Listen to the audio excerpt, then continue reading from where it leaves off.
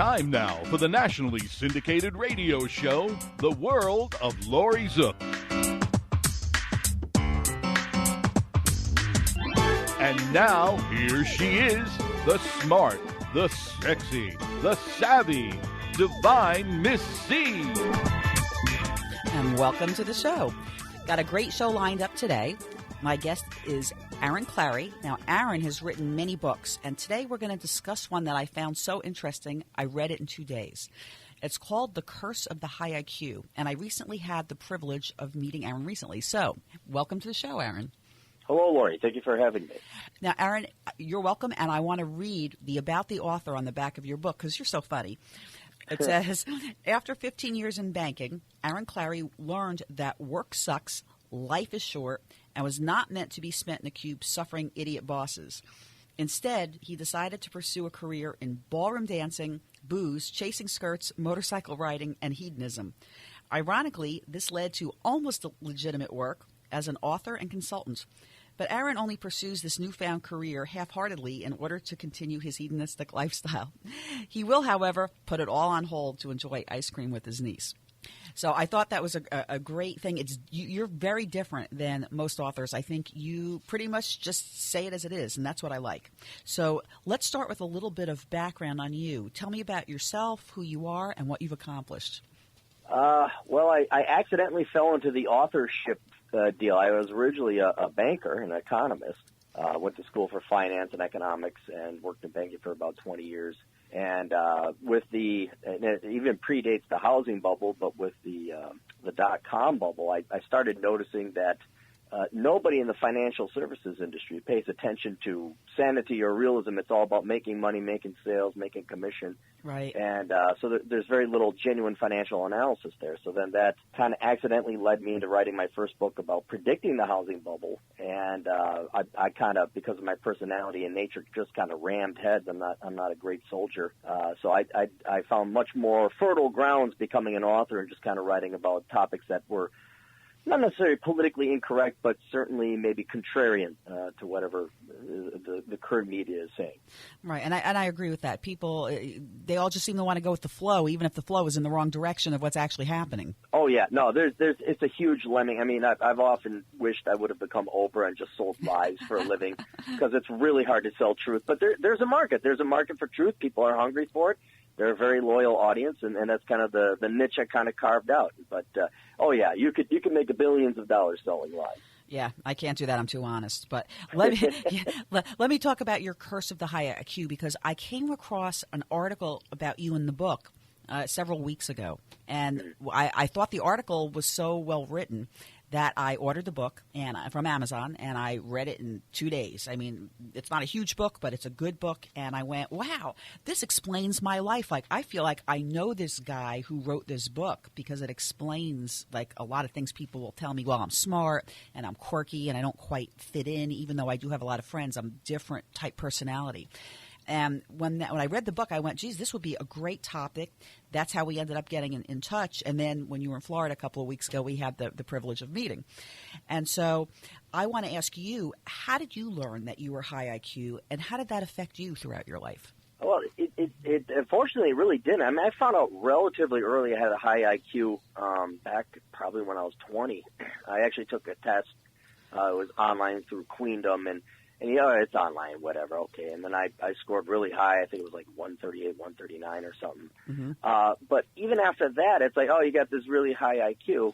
You don't digest it. You don't incorporate it into your thinking. And even knowing full well the concept of the Bell distribution curve and standard deviation, and, okay, if you got 2 standard deviations to the right, you're kind of a freak. You never knew it. It didn't genius were the people. Those are the kids that got straight A's and they went to Harvard. Those who were the geniuses in my world. I was just this average guy who was kind of smart. But it really wasn't until I was in my 30s and the housing bubble crashed, and all of a sudden I was proven right, that I realized, holy cow, I'm not insane. Matter of fact, yeah. I'm the only guy. What's with me and Peter Schiff and all these other guys? Why are we right? Why are we the minority of the voices? And that kind of sent me down the path. It wasn't until, in other words, I empirically lived being a statistical freak and seeing myself proven right, I say, well, wait, what's going on? And then I started researching and investigating okay, what percentage of a statistical oddity are you with certain types of IQs? And then that led me down. And then how has it affected me? It's made my life a lot easier. I understand things now. I know the lay of the land. I mean, some problems aren't solved, but the serenity and sanity that comes with simply knowing you're a high IQ person, that right there is worth a good night's sleep. Okay. Now, is it based on what you found with yourself that inspired you to write the book? It was that, but more my friends. Like we were getting a little bit older, and all of a sudden, like, we're really kicking it in life. We're doing really well. But then all my friends, there was always some kind of dark or dour or macabre aspect to them. You know, I have plenty of alcoholic friends, and then some depressed friends. There's Right. always something like, how can you be depressed? You make $250,000 a year. You have a boat. You have a plane. Why are any of you depressed or sad? Or what's with this drawback? And then you find out, okay, it's because they can't find like-minded people. They're usually lonely. They're by themselves. Even though you're in a downtown, say, like I got a buddy who's in Phoenix, former CIA, former military gal. She is basically a counter hacker. She makes $300,000 a year, and she's sad and lonely. Well, why? Even though in a population of 4 million, well, because there's very few people that can relate to her.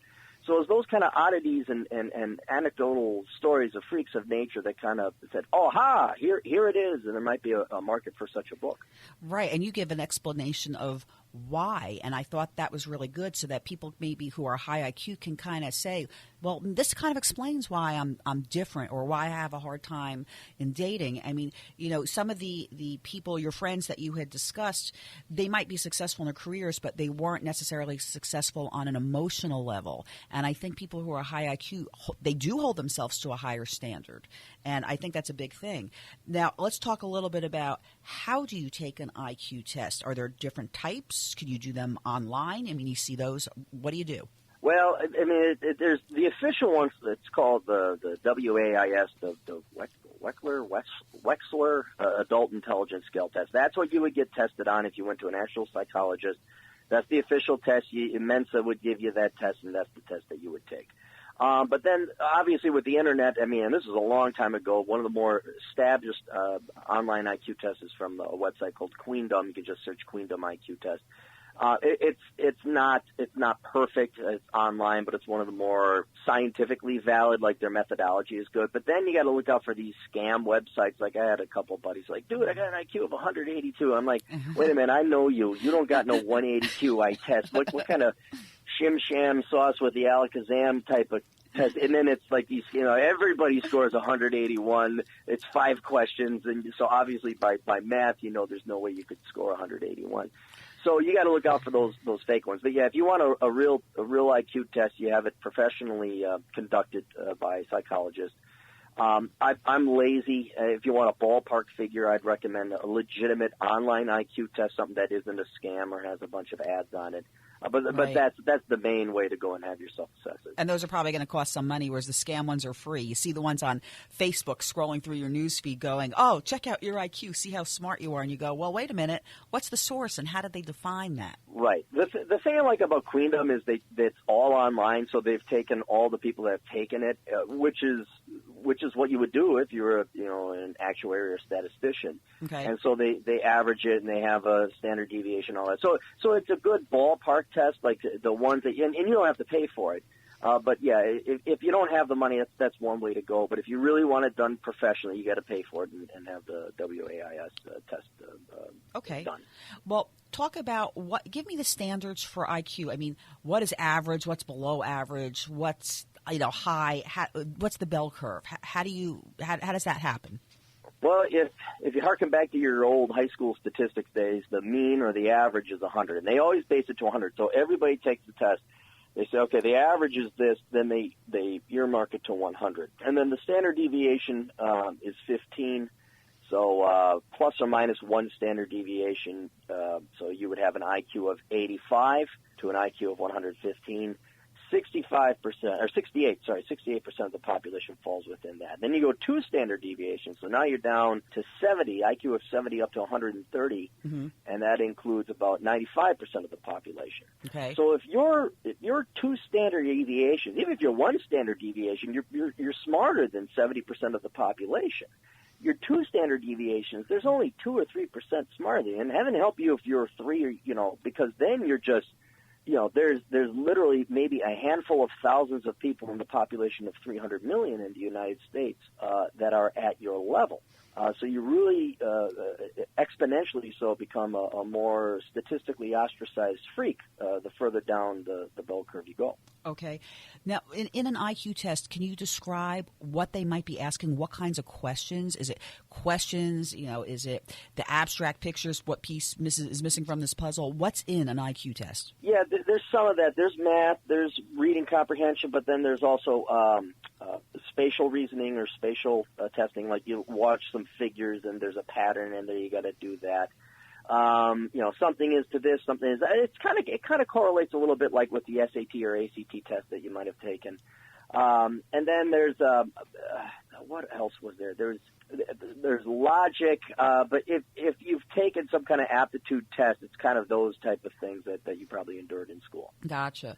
All right. Now, I mentioned earlier, one of my friends recently told me, how smart I was and quirky. Now, I know I had to do some type of testing when I was, I think, 4, because they put me in from a private kindergarten into first grade at I think, kindergarten. I think I was only 5, and you had to be 6. So I was always like a year to a year and a half ahead of everybody, which a lot of people might think is good. I graduated earlier. However, from an emotional level, everybody was at least a year to a year and a half older than me, and it made it difficult for me in life to be a child having to deal with kids that were at a different emotional level than me.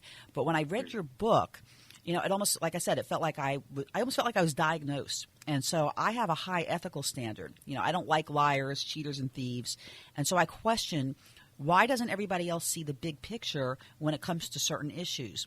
So I've often wondered if I just had average IQ, if life would just be easier. But after reading your book, I see that life really is easier for people with average IQ. And they don't seem to stress as easily over injustices or take the world to heart. So can you talk about some of the commonalities that high IQ people share? Well, yeah, I mean, there's the ignorance is bliss. I mean, we're high IQ people are much better assessors of opportunities and threats. So, like, in my personal realm, I'm an economist. What flummoxes me to this day is how people can't look at the national debt, and this is not complicated math, and say, like, how this isn't a problem. This is a crisis right here.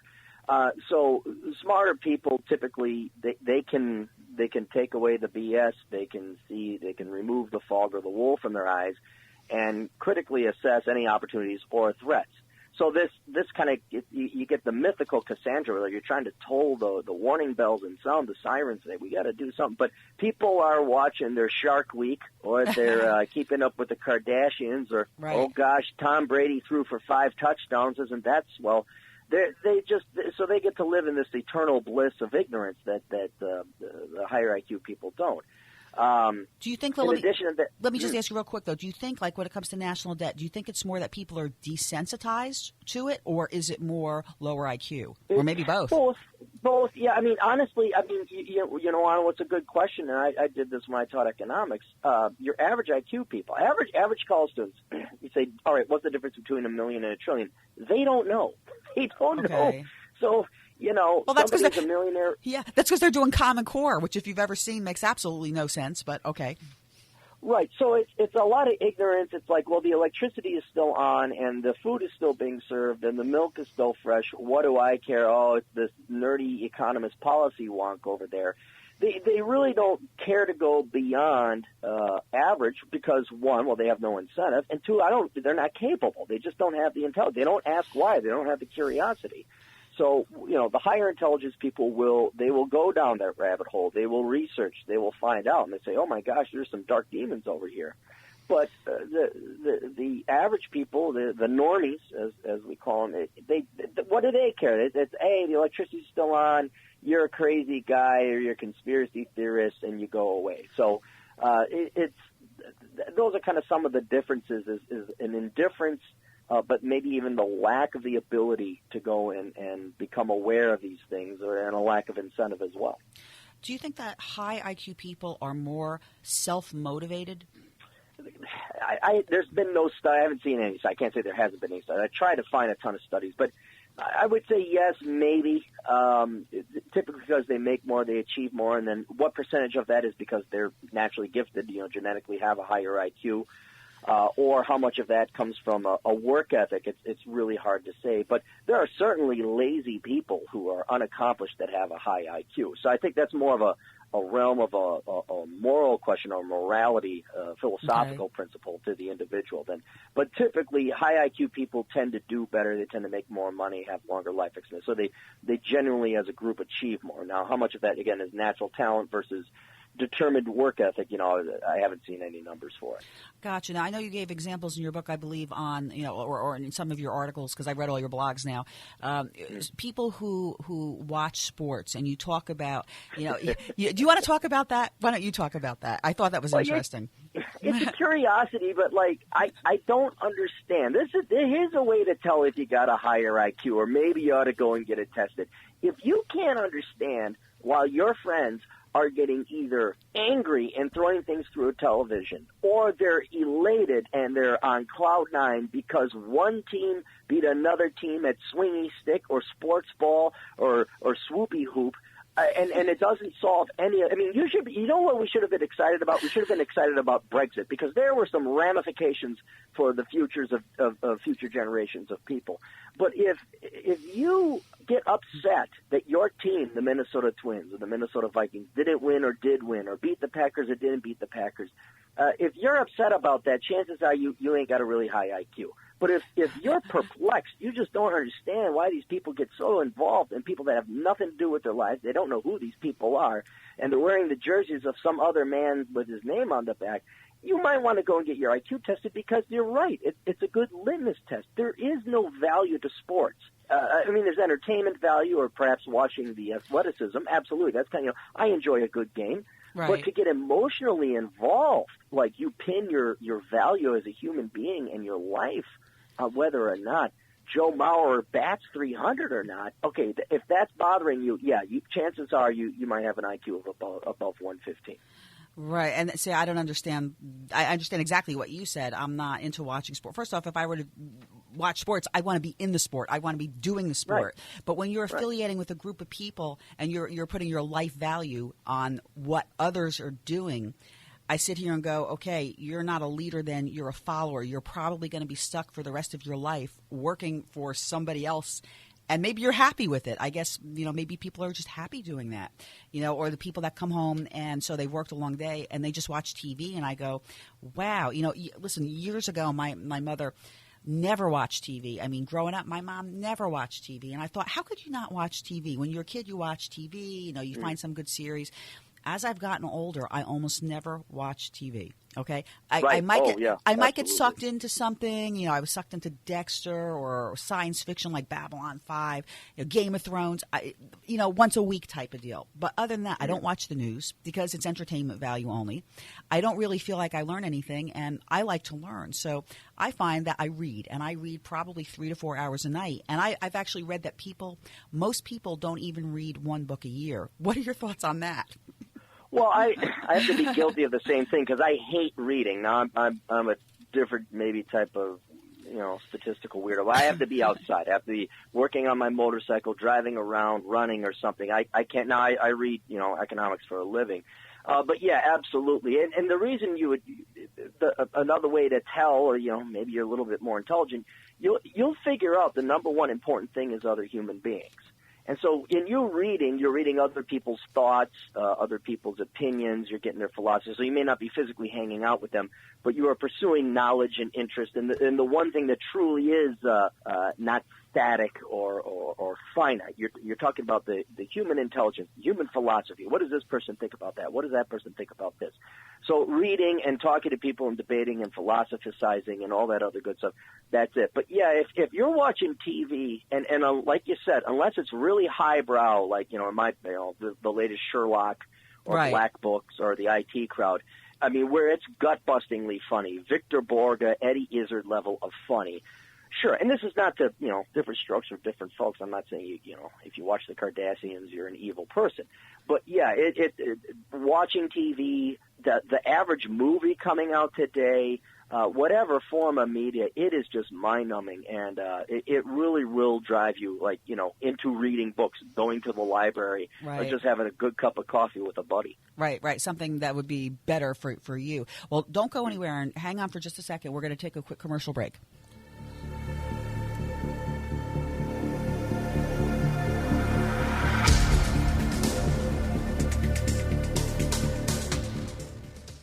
Central Payment, your number one credit card merchant service provider in the industry. Providing e-commerce solutions, POS systems, standalone terminals, mobile apps, and much more. Call Central Payments James Carner at 813-777-4332. Looking for the lowest rates in the industry and number one customer service? Call Central Payments James Carner at 813-777-4332. That's James Carner, 813-777-4332.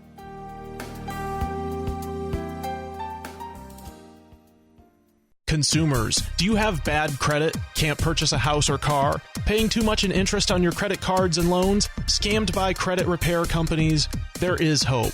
You can get back on track and do it the right way. Call Credit Education Consultants today at 813-500-6064. That's 813-500-6064. Or go to crediteducationconsultants.com now and get the help you need. Don't delay. Call today. Mortgage reps and realtor inquiries are also welcomed. And we're back on the World of Laurie Zoock. I'm here with Aaron Clarey, who wrote Curse of the High IQ. And Lee Clark in studio has got a question for you. Well, Aaron, you kind of piqued my interest there, because I was pondering recently this phenomenon of we have so many huge sports fans in this nation, and I know they're not all dumb, because they can remember a seemingly infinite amount of statistics about players and teams and whatnot. But what do you think is driving this obsession with sports? Any ideas? Well, the obsession, actually, it's genetic and survivalistic and Darwinistic. And I did some research a long time ago for a different book. And one of the more curious historical events was called the Nikah Repose. I think it's Nica. I have to look it up, but this was in the Eastern Roman Empire. And what ended up happening is you'd have these chariot or gladiator battles, and there was the blue team and the red team, or the white team and the orange team, or whatever. You wore a sash. And what ended up happening is, I think the blue team beat the green team, and what the green team fans did in response was they revolted, and it resulted in the Nikah Revolt. And I think like 50,000 people died or something. I have to check the figures. This is a huge revolt. The city, Nikah, it was about to be demolished and destroyed. The king who was there at the time, he had to leave, and he was about to leave, but then Princess Theodora, his wife at the time, says, "Hey, you got to do this and you got to fight." So it's an interesting historical example. But what's really interesting is what it displays is this concept, or not concept, but this genetic thing of tribalism, and that is that there is safety in numbers.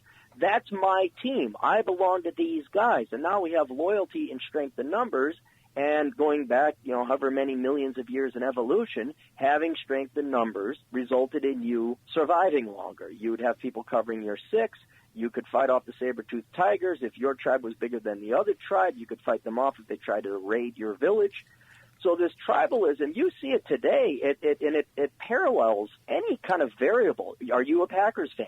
What's your race? What's your religion? What's your sex? And you will see people cheer for Team Girl because, well, she's a woman and da-da-da.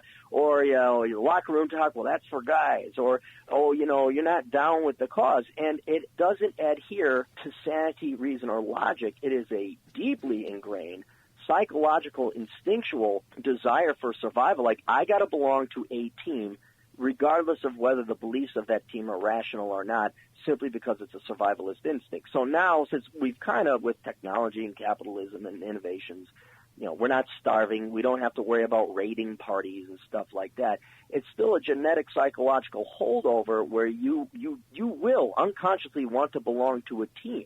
And so that's where the emotional aspect gets to it. But then as for some people who they can remember and cite the statistics, I would argue those people probably like the statistics or really peaked about the history of performance And if you look at those guys who are kind of the statistical sports wonks, they probably don't cry or throw their remote control through the flat screen TV if the San Francisco Giants don't win. Only the Super Bowl. Only Super Bowl. Well, haven't they even won? I don't know. I didn't really pay attention. No, that's right. I meant the losing team.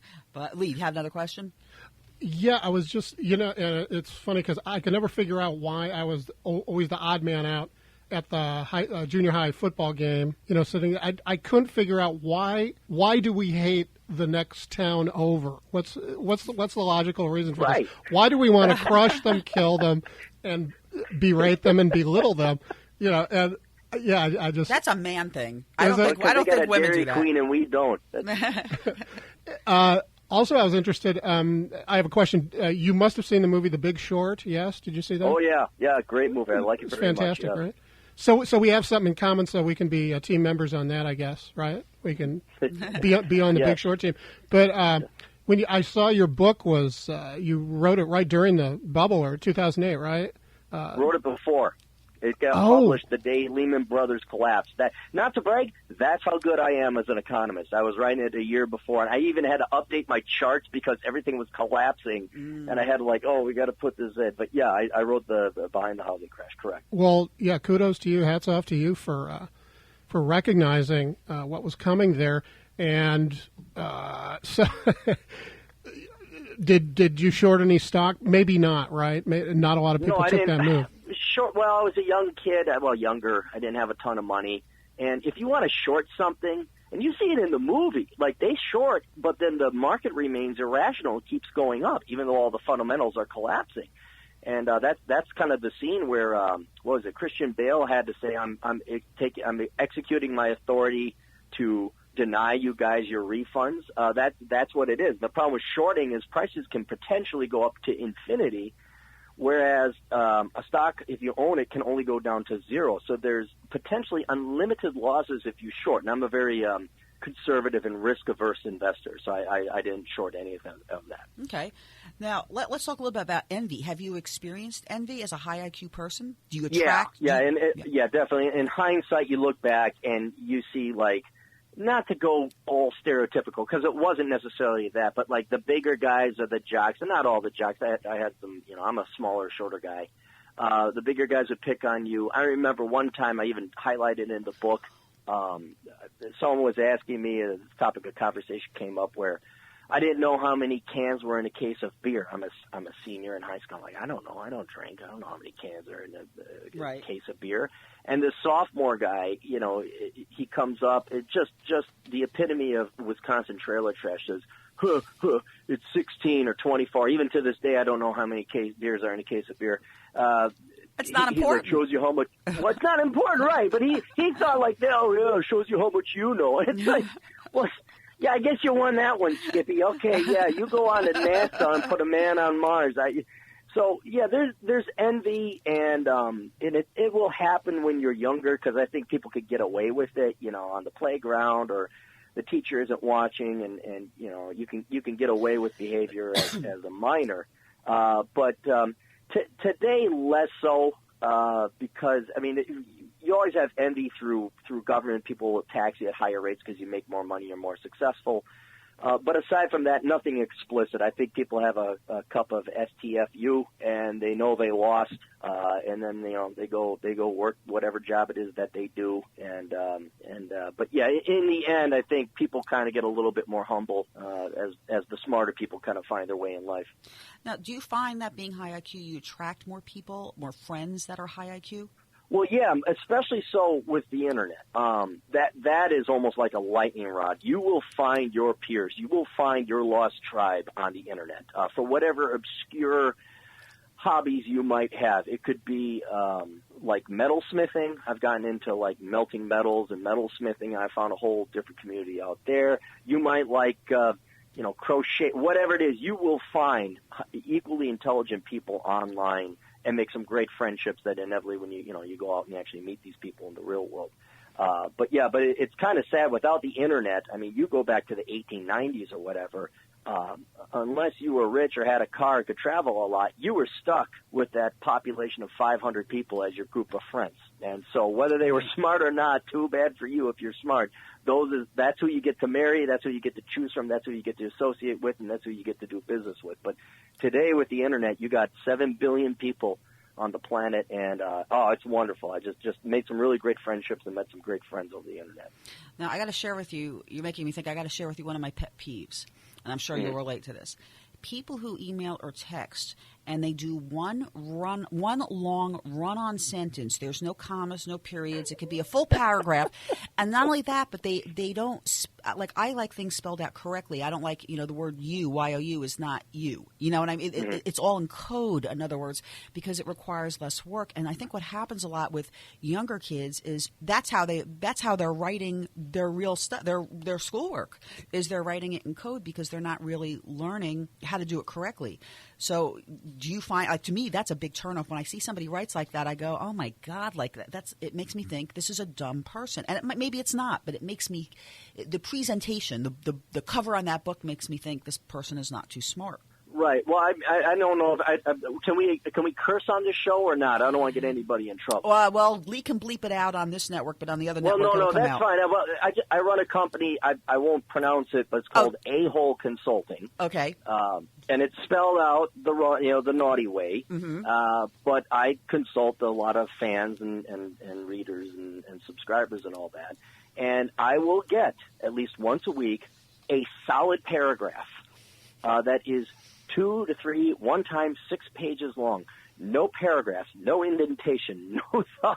And they're probably writing their resumes that way. Yeah, and they have no logic. It's like, just give me your problem, be succinct. That totally escapes them. And I don't know if that's necessarily they're dumb, as much as I think maybe they got some ADD or ADHD or whatever the various incarnation of it is today.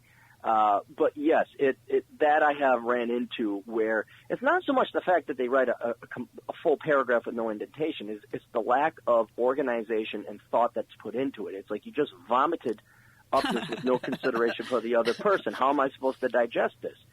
So that's, I don't know if There's it's no intelligence, but it's certainly annoying, yes. Right. Now, what? Give me some examples. What are the positives to high IQ versus the negatives? I know we've talked a little bit about it. Well, overall, an IQ, you want to have a high IQ. I didn't. A lot of number one complaint I get about this book is it's like a whining, complaining rant. Well, yeah, that's why it's called the curse of the high IQ, because typically and statistically, having a high IQ is a net benefit. You want to have a high IQ. You have longer life expectancies. You make more money. Less divorce, a whole panoply of socioeconomic, political, all these other different benefits, health benefits come with having a high IQ. But then I guess what the book was trying to aim for is like, okay, we just assume if you're really smart, like I hate the phrase, well, he'll land on his feet. Because that means you just take out all the societal support of this individual because you just assume that guy or gal is smart enough to figure things out on their own. And that is a tortuous, but albeit galvanizing and strengthening journey. So it's the lack of acknowledging that highly intelligent people still have the drawbacks. So some of these drawbacks is you don't have as many friends. It's really hard to find someone to date or marry or court. Dealing with school is torture. I mean, you are stuck in with the inmates, and your teachers aren't even that smart.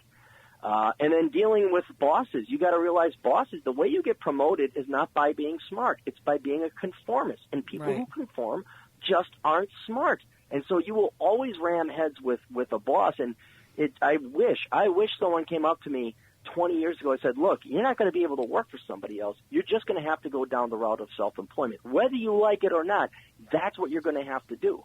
So there's a lot of problems that come with having not necessarily a high IQ, but being a statistical oddity. You don't get to benefit from the infrastructure and the economies to scale that society has been built around, because society is built around the majority, around the average.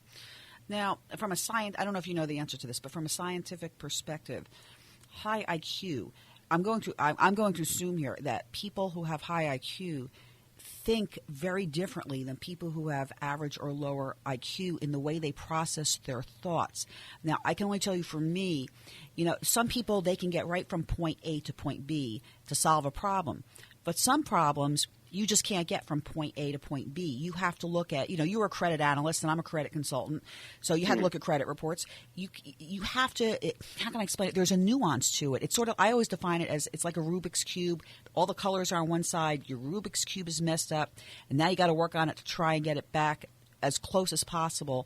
And how do you go about doing that? And so there can be multiple thought processes in trying to bring a situation or whatever the problem is to resolve it, in other words. Well, I would think the key difference that I've found is high IQ people don't let emotion get in the way of things. They are empiricists. They want to solve the problem. And so they don't like politics, emotions, or anything that isn't logical. They're very Spock-like, very Vulcan-like. And so that allows you to be much more efficient in your research or your goal or problem solving. Whereas average people or average intelligence people, I've found that they get I don't even have political debates anymore because it's pointless. I've thrown up 1 billion charts and data. I've empirically proven people wrong. And then they go to I just feel, or if they're particularly painted in a corner and I have them dead to rights, then I get accused of an ism. I'm either a racist or racism or sexism or misogynism or whatever. And it's like, do you care to solve this problem or not? Do you really want to close the wage gap between men and women? Well, let's tell women to stop majoring in fluffy bunny studies in English, and let's have a major in chemical engineering. Oh, my gosh, and the feelings and the emotions it's like, I'm trying to help women, but... So that's the key difference I found with average and commoner normie intelligence and those with high IQ. Is the high IQ people, they really want to solve the problem. They really care about what reality is. And maybe because we were all nerds when we were growing up and we've just had emotion kicked out of us, we don't care anymore. I don't know if we don't have any hearts, but emotion and feelings don't really play a role when I'm trying to do work. Gotcha. All right. Well, we're going to go to a commercial break. When we come back, though, I have a lot more questions for you, so stay with us. Cool.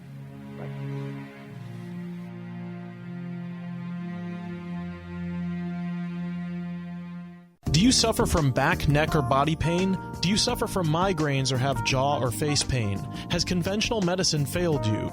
Were you injured or in an accident? Call chiropractic physician Dr. Dan Maddock at 813-935-1664. Dr. Dan has helped thousands of patients gain relief for more than 30 years. Dr. Dan is caring, gentle, and takes his time with each patient. He's also a past president of the International Craniopathic Society, a special certification of only 300 chiropractors worldwide. Dr. Dan helps patients from the neck up and the neck down. Dr. Dan accepts most insurance plans. Don't continue to live in pain. Call 813-935-1664 today. That's 813-935-1664 and get on track to better health. And welcome back to the world of Laurie Zoock. My guest, Aaron Clarey, wrote The Curse of the High IQ as well as many other great books available on Amazon.com. Now, Aaron, you mentioned in your High IQ book that people pay for the mistakes of others in society. Can you give me some examples and what the reasoning is behind that? The primary and the largest example would be you have a welfare state, not just in the U.S., but pretty much any Western nation where we more or less, you pay for the mistakes of others. And we've seen it very literally in the TARP bailouts where, high IQ people who are trying to make wise investment decisions, sounding the tolls and alarms that, hey, there's a housing bubble. Well, we're bailing out idiots who made $30,000 a year as a hair salonist buying a $500,000 McMansion on a 6-month arm. So there's that. But then also people, the number one thing is people who have children they can't afford. And I know it's not politically correct, and this might hurt people's feelings, but it doesn't make it any less true. Less intelligent people breed more. And if you're less intelligent and you don't make that much money and you have more kids, well, you're not just crippling your life, you're also crippling the kids of your kids' lives and their futures. And so we usually have to bail people out either through higher taxation in the form of EBT, Medicaid, and all the other various government programs out there. So if you look at a federal budget, and this is just federal, this has nothing to do with state, but if you look at the federal budget, you take out military, Department of Commerce, actual things of governance where it's actually a government, and you look at what is basically taking money from, Bob to pay Phil, 70% of the money is income transfers. You're taking money from people who save their money or pay the taxes to give it to those who either don't work or didn't save up enough or whatever and need that money just to survive. So that's another a tax, as you can say, that the high IQ people pay. And it seems more like the middle class are paying more for the lower income than the people at the high end. At least that's why we have no middle class, because they're bailing out the lower income people. But I did find that, you call it breeding, procreation or breeding. And so I think to myself, well, if I had met the person, you've met my other half, great guy, been with him for 7 years. If I'd met him when I was younger, yeah, maybe we would have had kids and things would have been different. But I've always questioned throughout my whole life having kids, because it's such a huge commitment.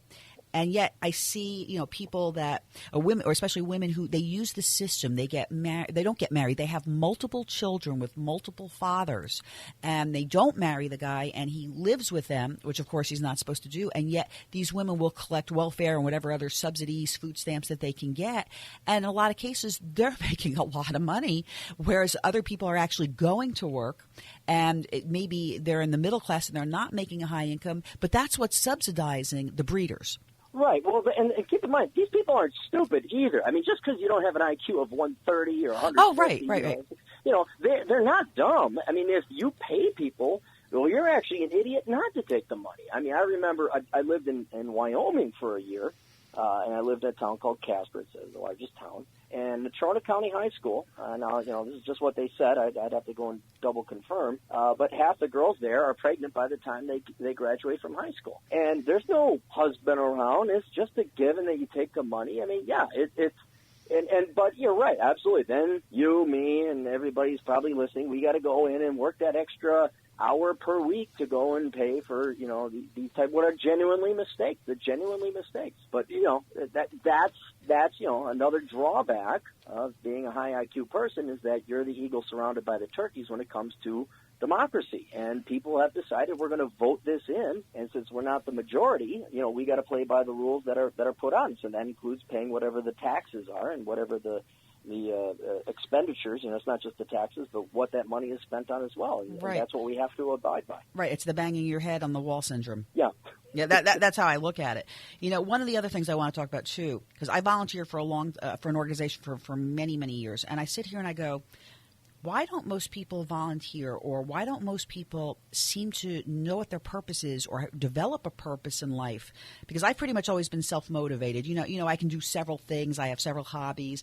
I don't really watch TV. But one of my pet peeves, and you're on my Facebook page, so watch out. Sometimes I post these bizarre posts to just see what the reaction of people is, because you'll have people that live on Facebook all day long. They post selfies all day long, pictures of their food, where they're at. They're checking in. They're letting you know exactly. I'm thinking, boy, if I were a burglar, I'd go rob their house because I'm going to know when they're away. But they do this on their employer's time. And so I don't know if that's a low self-esteem, like look at me, I'm important scenario. I don't know if that's IQ related or if it's some type of a neediness. But I sit here and go, why do people, do I post occasionally? Sure. Do I have pages for the radio show? Sure. Do I like to have friends and check up and, maybe once or twice a day do a brief look through and see? Sure. But am I on there all day long posting stuff, constantly? And I go, what's wrong? And how are you have no motivation in life to do anything. Well, it's the difference between attention and agency. I mean, everybody likes attention. But agency, that's where, the higher intelligent people are going to say, okay, why am I here? What's my point and purpose? Whereas I'd say average intelligence people, they don't care. They just want attention. They want survival. They want their entertainment, and they want to watch their swingy stick. And so when you're on Facebook or social media, hey, look at me, give me attention and validate that, that's enough for them. But if you start to think a little bit further, like, okay, what is the point and purpose in life? Why am I here? That's why you're probably volunteering, because inevitably, if you were to think through the logic, like, well, you want to help out your fellow man. You don't want to have your life be pointless. You didn't want to just exist, suck up some air, and turn into world food. Right. And so you want to leave a legacy, or at least improve the human race in whatever capacity you can.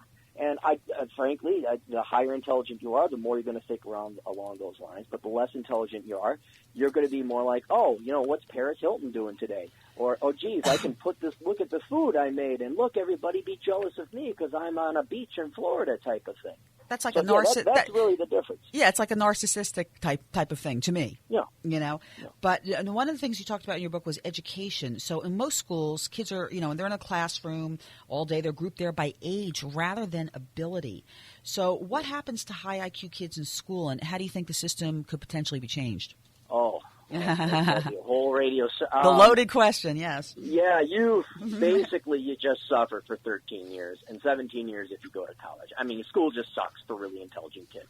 You're stuck in there with the inmates. If you're not a big person, you're going to have to fight. It just sucks. And what's worse is the confusion. As a 7-year-old kid, you don't know why you're having these problems. You don't know why your teacher can't answer these questions because they're the teacher. They're smart. They're the adults. And it's not until, unfortunately, you graduate do you realize teachers are actually education majors have some of the lowest IQs of all the different types of degrees and majors. So we have, unfortunately, our least intelligent people educating our students. So there's that problem there. And what I would do to change it, I'd scrap it. I'd scrap the entire system. I'd come up with more of a meritocracy-based thing, like you pass these tests. We don't care what your age is. Right. I try to outsource as much of it. Like you could do online stuff. I'm not a big homeschooling guy, but that's better than what we got now. I really haven't thought up of a system. But, yeah, somewhere I'd also probably go with a voucher system like, okay, the government is not running the schools. We're going to privatize it because they do it better and cheaper than the public sector can. But we are going to pay you so that you can, you have a kid, you get a stipend, you get a voucher every year. But yeah, what I would do to really help out all people, regardless of your intelligence, is base it on merit. Like base it on how intelligent are you, how much work ethic are you going to put into it. If you could graduate by the age of 12, fine, you could graduate by the age of 12. But anchoring the intelligent with not just average, but the troublemakers and the stupid or the mentally impaired, not as a pejorative, but just those who are lower intelligent. You end up sacrificing so much because you're playing to the lowest common denominator. Right. And that just harms and hurts the education of some true geniuses that may not even know the geniuses. Yeah, I'm agreeing with you. I mean, you also mentioned in your book that schools look more like prisons, and I thought, my God, he's right. They do. And you're right. Everybody's a conformist. They're training them as conformists so that when they get to work, they're conforming again. Right. I mean, well, that's the original. That's how the system was built in the 1850s. But yeah, if you drive around, unless they're really new, you go drive around and look at any school, and it looks like a prison. It looks like this minimalist 1960s. Drab nothingness, and yeah, there's no windows, there's no nothing. It's not just a mental prison, it might actually be a physical prison as well. Yeah. How does the U.S. education system compare with other countries? Not too well, especially given what we spend per pupil. I mean, I think I'd have to look at the numbers again, but we're up there. We're like in the top 5 of per pupil spending. And our kids on the PISA, these are the International Standardized Tests, we get regularly trounced by the Asians, by the Scandinavians, the Norwegians, the Swiss, not so much Southern Europe, but given the amount of money we spend, we are totally not getting our bang for our buck. I think Mexico is about the only country that does significantly worse based on what percentage of the GDP they spend on education. But yeah, we fail in math and sciences, language. I'm not a big fan of languages. We're actually quite average in that. But we're miserable failures when it comes to tests. But now all that being said, we do have a lot of creative people. So I wish they would actually put in a creativity component to that score. But right now it's just math and reading. Yeah, that's hard. I come from a music and art family, and now most schools have dropped that out of the system, which is a shame because that's the creative process. You know, the other thing you mentioned also, kids are also are often given drugs because they're different or don't conform. And so, you know, I've known people say, well, you know, my kid has ADHD and they're on Ritalin or they're on Prozac or they're on some drug. And I'm thinking, my God, like 50% of kids have ADHD if you want to qualify it as that. So half the kids are on drugs. So I sit here and go, maybe the kids just aren't focused. Maybe they don't have parents who are really teaching them, and they're expecting that, hey, they go to school and the school's responsible, when in reality, it's the parent that sets the moral and ethical standards for how that child's going to live. So if they're living at home in a wild family and then they go to school and they're going to conform, well, then the school's going to say, hey, your kid's out of control. Well, I feel we're totally failing our kids. I don't mean to sound like a politician, but we are, and I don't mean this in a because the politicians say we're not spending enough money. You have parents that are outsourcing their kids to daycare. They have kids because they want to have kids. They don't want to raise the kids. They don't want to be with the kids. They got careers that they got to go do, and to heck with it, ship that kid out to daycare, outsource them, and thank God that kid turned 5 years old because now I could go pursue my master's in whatever it is. So you have a parent class that just really didn't care to have kids. That's basically what it boils down to. Then you have teachers that really aren't there to educate the kids either. They're there because they get 3 months a year off. They want a lazy, easy career, and so they end up becoming teachers. And then what ends up happening is you get these kids, and they're sent, I mean, they really are sent to a mental prison. And if you go into a hostile environment, a way to survive is you shut down and you conserve your energy. It's kind of like starving. You sleep. You don't expend your efforts and energies. If you were like me, you did your homework, you know, on the bus on the way to school, and you did a really crappy job of it just to get your C-, to get your parents off your rear and get your teacher and just to pass you. And so these kids are, by the time, you know, kindergarten's kind of fun. First grade, but by the time you're in the third grade, any intelligent kid is going to be shut down. They will go into a catatonic kind of comatose state.